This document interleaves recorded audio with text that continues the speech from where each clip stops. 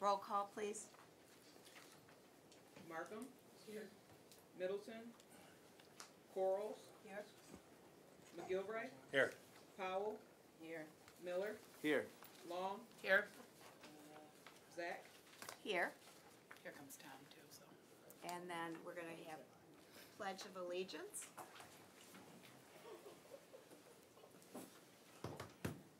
Pledge allegiance to the flag of the United States of America and to the republic for which it stands, one nation, under God, indivisible, with liberty and justice for all. With that, I need an approval of the minutes from February 27th, 2019. I'll move it. I'll support. All those in favor? Aye. Any opposition? Motion carries unanimously. Approval of the agenda. Are there any changes or corrections to the agenda? Seeing none, we need a motion to approve it. So moved. Support. Middleton and Miller supporting. Okay. All those in favor? Aye. Any opposed? Motion carries unanimously. Do we have any public comment? Seeing none, I will close public comment. Communications.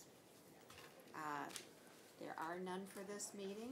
We move on, so we will move to the regular agenda, which is to authorize reimbursement of part-time non-eligible employees subject to IRS tax penalty. And we have Keith Lermanow, our corporation counsel, here to present this. Oh, and I need a motion. Miller, Quarles supporting.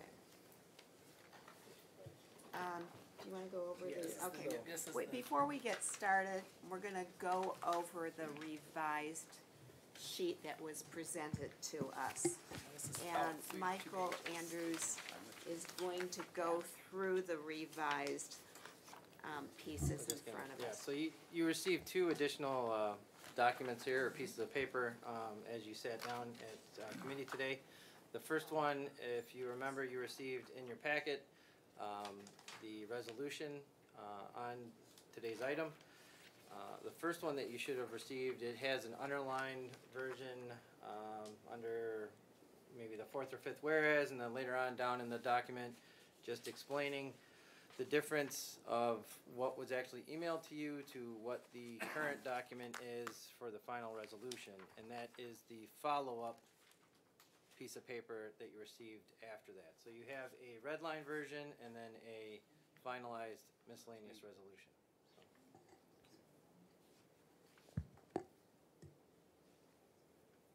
As far as our packet one, the final one then? The packet one will be the original.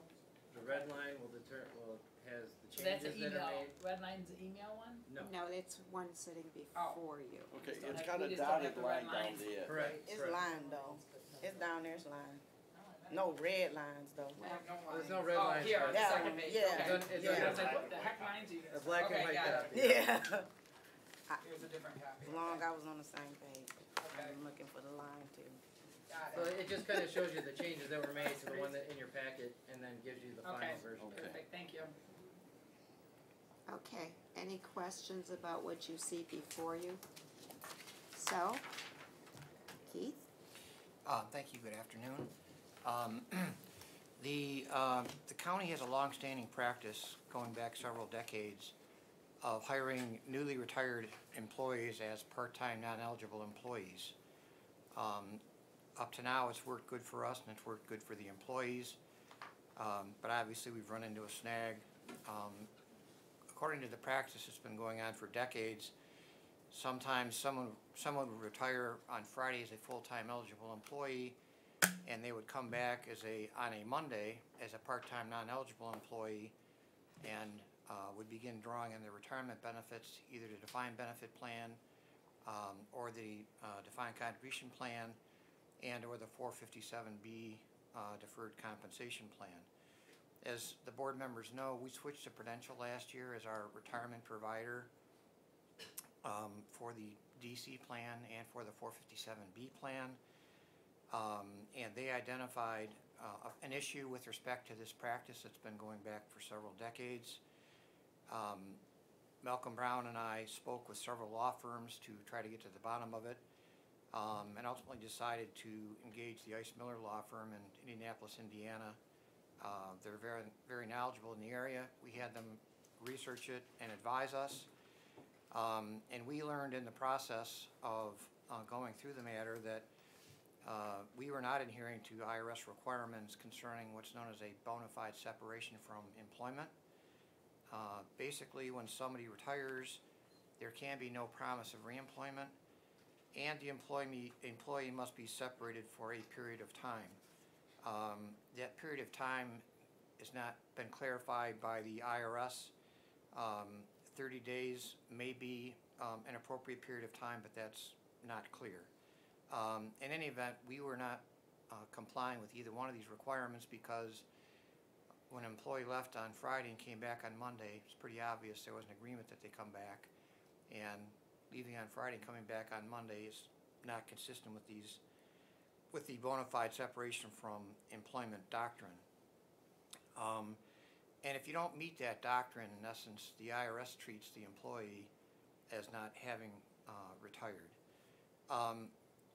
If withdrawals, what does this all mean? It means if withdrawals are made from the defined contribution plan or the defined benefit plan occur and there is no bona fide separation from employment, the withdrawals are subject to a 10% penalty until the employee reaches the age of 59 and a half. We also learned in the process that PTNE retirees could not withdraw any monies from their 457B plans while they're employed by the county. Once we identified these problems, the goal has always been to try to do the right things by the employees and minimize the impact to them. We have kept the retirement board briefed monthly on the status of these matters going back to May of last year. We briefed them monthly virtually for 6 or 7 months in a row. In July of last year, the Human Resources Department sent a letter to the affected retirees, outlining the problem and the penalty issue.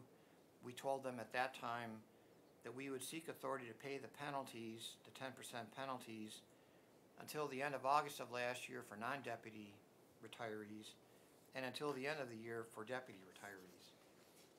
Working with the Sheriff's Office, we decided to go longer with the deputies because there was some concern if we did not absorb their penalties until the end of the year, there would be a mass exodus of the deputies and we might not be able to secure the courthouse and other county buildings because that's done primarily through using retired sheriff's deputies. The commissioners were provided a copy of the letter that went to the employees. The commissioners got that letter in early August of last year. Both caucuses of the board were briefed on this issue in August of last year. 1099-Rs for 2018 have been mailed to the affected employees and are coded such that they will have to pay the penalty. The 1099-Rs were mailed in January. We're now seeking authority from the board to do what we outlined in our letter to our employees.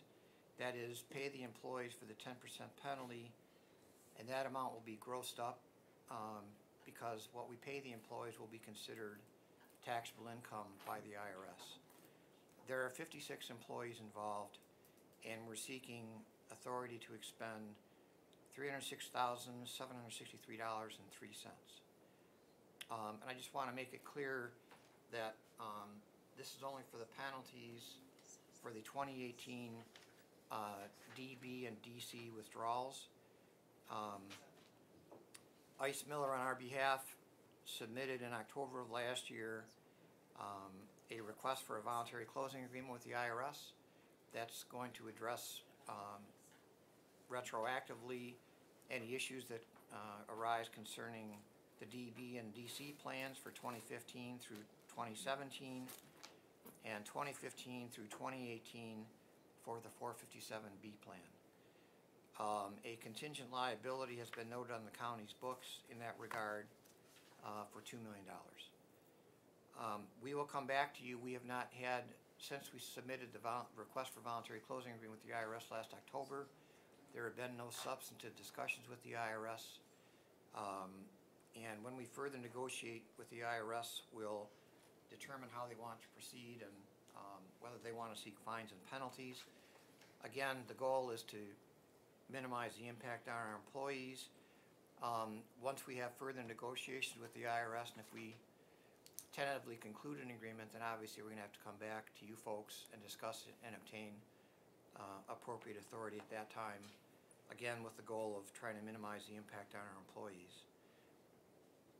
I also wanted the board to be aware that the county's practices in this regard were modified in August of last year. So we are complying with the bona fide separation from requirements, bona fide separation from employment requirements on a going forward basis, but this is something that we obviously have to address, and I'd be happy to try to answer any questions you might have. So I have Commissioner Long to start. Could I make possibly one clarification that may help here a bit? The age at which you can withdraw money from your account without any penalty is 59 and a half. The bona fide separation from employment requirement applies to the public sector, where public sector employees can retire at 55. If you're a regular public employee, and if you're public safety, you can retire at age 50. To gain this exception, you must have the bona fide separation from employment. When you hit age 59 and a half, then it doesn't make any difference. Everybody can take from their, or receive distributions from their retirement account as long as they retire when they hit age 59 and a half. So it's these two exceptions for public employees to draw down pensions before 59 and a half without penalty that have triggered this bona fide separation from employment requirement. Thank you. Commissioner Long. Okay, thank you. So Keith, you said 306 something, is it, on our resolution says 307,000. Is that the right number? Well, the exact number, Commissioner Long, is $306,763.03. So not 307, so do we need to change it in the resolution? Yeah, It says cause it's 1,000 307. different. So we'll just make sure before it goes to the board, cause it says 307, 763.03. I mean, we can change it. Let me Just before we go to the board meeting, I don't think you want this to live on any longer. I don't. Yeah. The spreadsheet I have has a 306 number in it. I think the 306 number is correct, so Alright, so I guess I would suggest that the resolution be changed to modify the Right, correct so you number. want me to make that amendment right now? It'd be easier doing it now than on the floor. Absolutely. So I'll make that, motion to amend to 306-6303, Keith, it's still 03? 306-763.03. Okay, so I'll make So, a motion to do that. And do I have support? Yes, I mean, Powell supports it? Commissioner Powell supports it? What? oh, she had said, yeah, I didn't know. Who was Okay. first? Oh, okay. I saw her first, sorry. Okay. Do I need a roll call for Just a that? voice vote. Yes. What? Oh, okay. Okay. So let's call, wait, any discussion on that One more amendment? question. We'll come back to you, Ron. Thank you. Yes. I just wanna be sure that we've got this corrected, so in the future, we won't have a problem. Is that correct? Yes. Okay, discussion on the amendment, we're gonna come back to the issue of discussion. Okay. Any discussion on this amendment correcting the dollar amount? Okay, call the roll on the amendment. Markham, Yes. Middleton, Yes. Quarles, Yes. McGilvray, Yes. Powell, Yes. Miller, Yes. Long, Yes. Kowal, Yes. Zach. Yes. Now that we return the floor to Commissioner Long, who has a second Yep, question. real quick question. So you said in August, the county, policy is modified, and we won't have this trouble again, but on another discussion, you don't know that, when will we gonna find out the length of time an employee needs to be separated from the county so it doesn't happen? If you don't know that, how is our policy modified? Well, And when do we find that out if we don't know? You will never find that out because there is no rule. The IRS has never defined it, and the IRS will never define it. That's the way it has been for quite a long time. There is no impetus for the IRS to define it. They look at the intent of the parties as far as the termination itself and as far as any return to work. All right, so what are we gonna do? So if they're not going to work on Friday and coming back Monday, how long are we gonna wait for an employee to come back? Do we have a definite answer for that, so we don't get in this again? We're not accepting, as far as I know, any employment applications for at least 30 days, and it has been longer. Okay. And the they're- yeah, departments have been And that's advised. gonna suffice, you believe, Jerry? I see you nodding your head. Yes, please.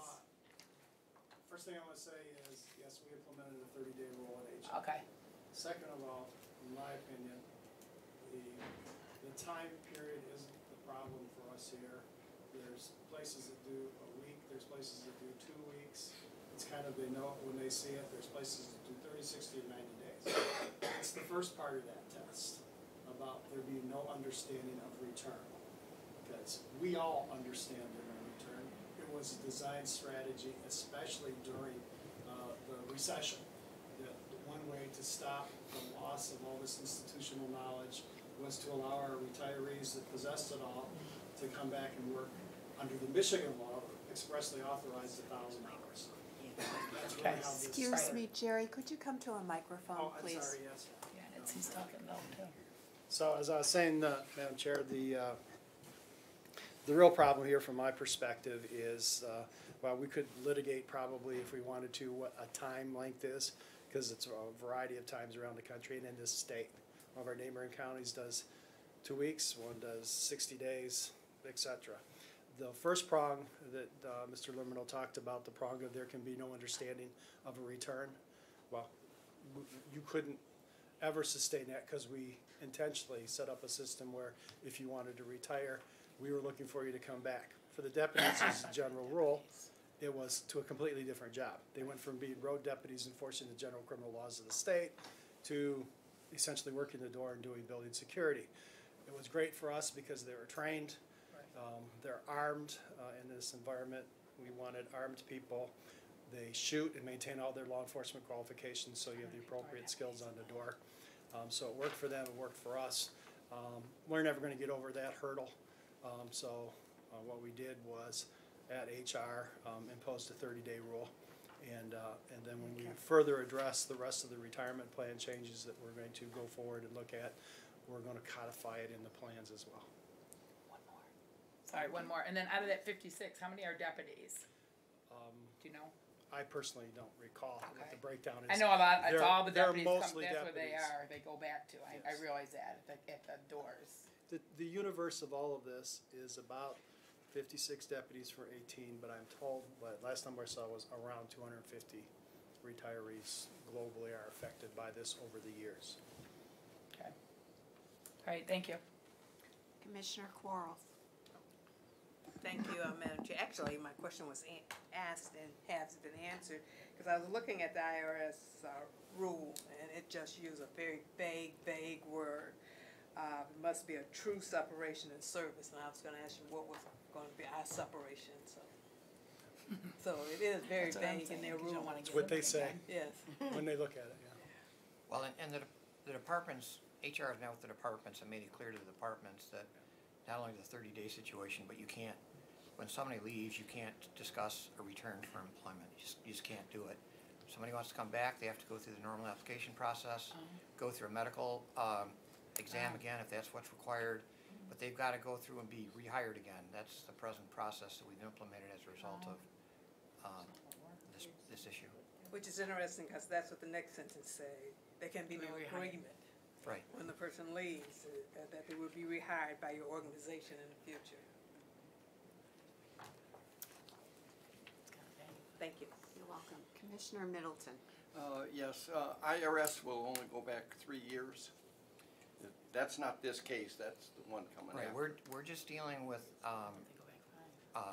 what's before the commissioners today is just a 2018 penalty, 10% penalty for the DC and DB plans. The 2015 through 2018 are gonna be dealt with through the request for voluntary compliance compliance agreement. And our outside counsel feels relatively confident the IRS is only gonna reach back 3 years. It's pretty safe on the DB and DC plans that it's 3 years. It is not as safe on the deferred comp plan.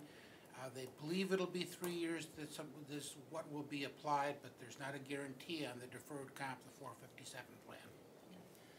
In the past, when a person retired, they lost benefit, PT&E has no benefit, and that was the main determinant that they were retired, that's what we were using. Go ahead.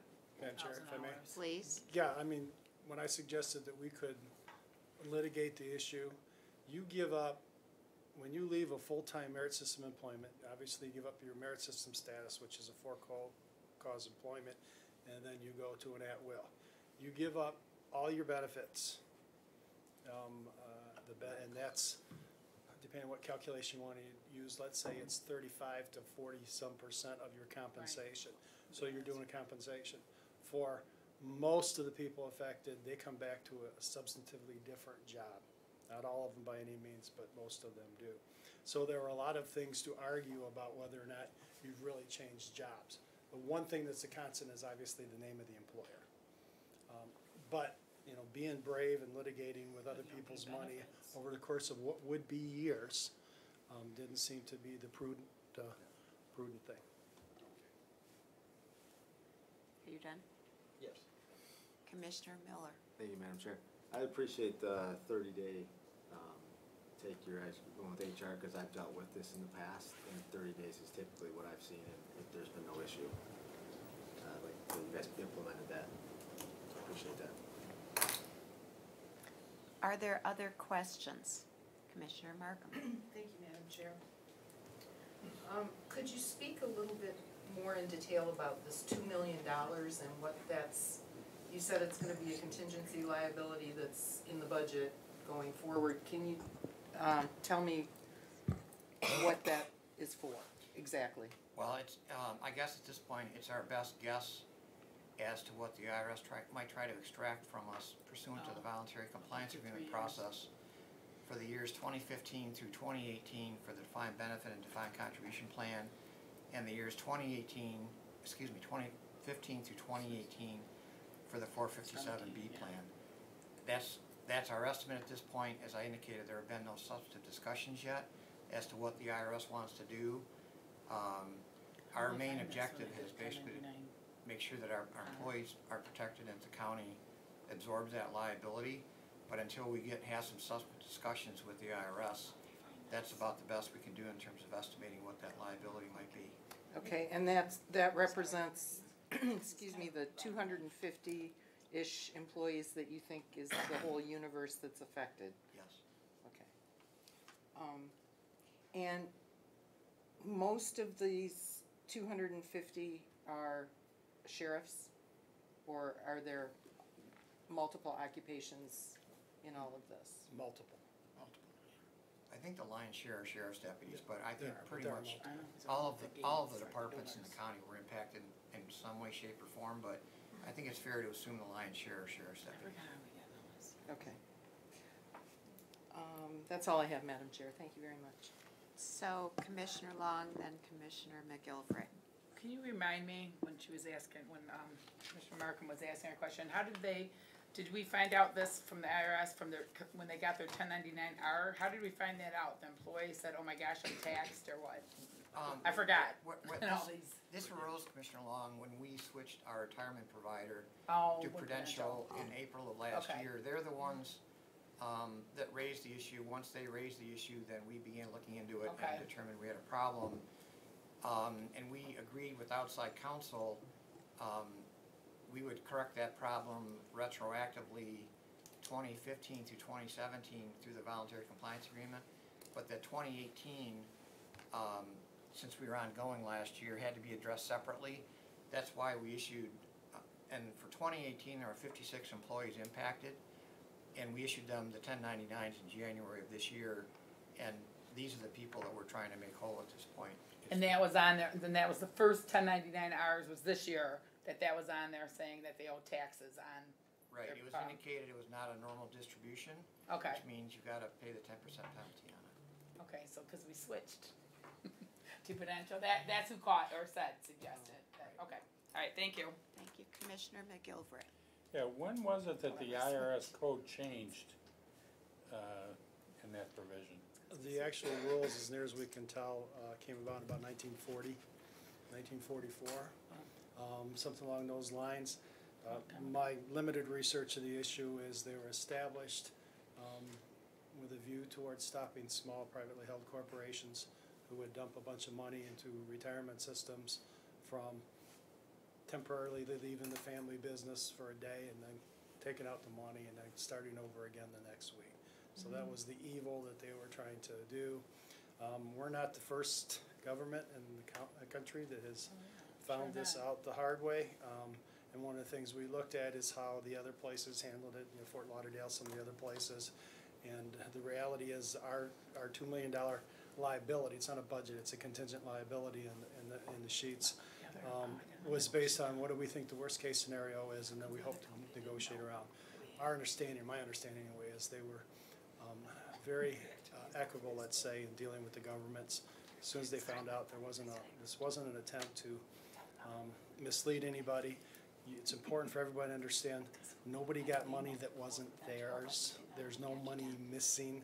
This is a timing issue based upon regulatory rules that it obviously was incumbent upon all of us in the retirement side of the equation to have understood. We didn't, so that's why we think it's only equitable to hold the retirees harmless. And then it's incumbent upon us to fix it with the government so we don't have to have everybody go back 3 years, if possible, file adjusted returns, file, the interest and what have you. We're trying to take that responsibility upon ourselves, which is how it's been done in other places as well. Okay, thank you. Thank you, and now I have Commissioner Middleton. Thank you, Madam Chair. We had an audit, an IRS audit a few years ago, and so I sat on the retirement board at that time. We really thought we were doing the right thing, and that if we were doing something wrong, the audit should have picked that up. But this might not be a high priority to IRS. My friend in the next office, the auditor, Mr. Dado, tells me when you tell them that, they're gonna look at you and say, we didn't look at that. They looked at payments, they looked at distributions. You might recall we had 7 or 8 people affected by some of their findings. We fixed that, but so we didn't look at that. This is the reality, so we deal with it. There are lots, in my opinion, like no bones about it. We had Fidelity. Oh, that's right. We had ICMA for decades. They came and they advised all of us. We had outside counsel. You might recall the way this worked, because you were on the retirement board, is that Corporation Counsel under the plan is the attorney for the board, but we always, as a county, well before Mr. Lermino, well before I was Corporation Counsel back in the 90s, back when Mr. Hayes was there, and it might even been when Mr. Allen was there, we always used outside specialty counsel, benefit experts to set up these plans and do them. And I know we had one contact with one of them and said, what about this? And the response was, you never asked me. Okay, thank you. Thank you, Madam Chair. Commissioner Long? That kind of was what I was gonna ask, it keeps sparking another question as I hear these. We had Fidelity before that, before Prudential. Yeah, Prudential was the first new one. And Shouldn't quite a they have long known this?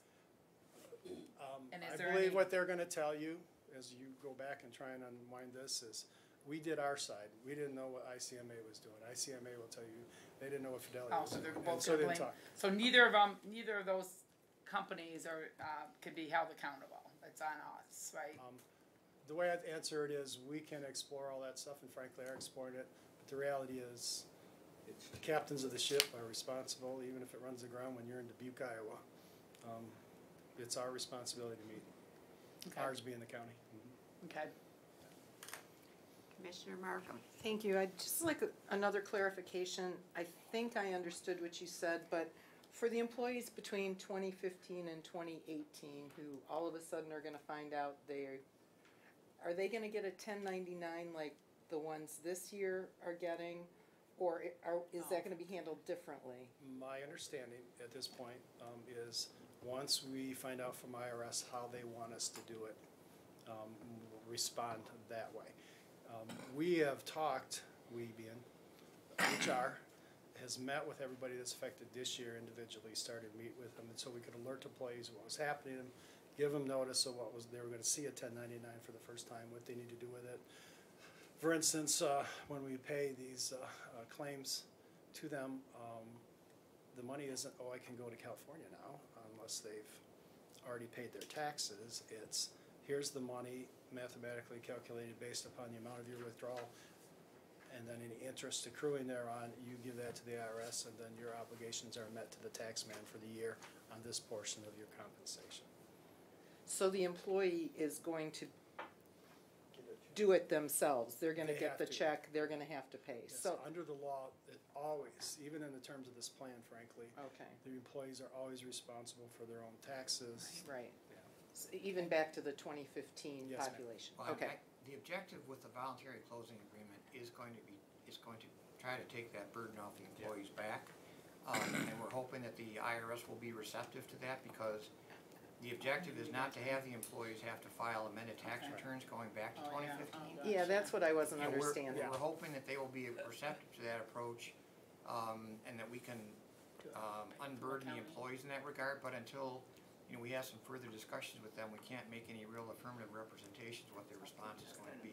But that is our hope. That's what you'd like to do. And they've done Okay. it before, so. Okay, thank you. Are there other questions? If not, then let's call. Any other questions? Nope. What, Just on the resolution itself. on the resolution? Yes. Okay, Commissioner Cole. Yes, I have a question about the makeup of the committee. Let me say here, it's the first, it's now therefore resolved that the board chair is authorized to appoint a committee charged with reviewing and recommending changes. So, I guess what's the makeup of that committee is my question. Anybody down there have a sense of, Dave's leaving. If you will, please? because it's one of the things we discussed, the idea is the board chair said we'll sit down as a group and we'll look at this. Fine. So, I'm open to discussion to figure out who wants to Go to a dedicate mic, time to please. it. Would you like to be on? Oh, I don't feel like I Could you go to a mic, please? Oh. Thank you. Talk to the hand.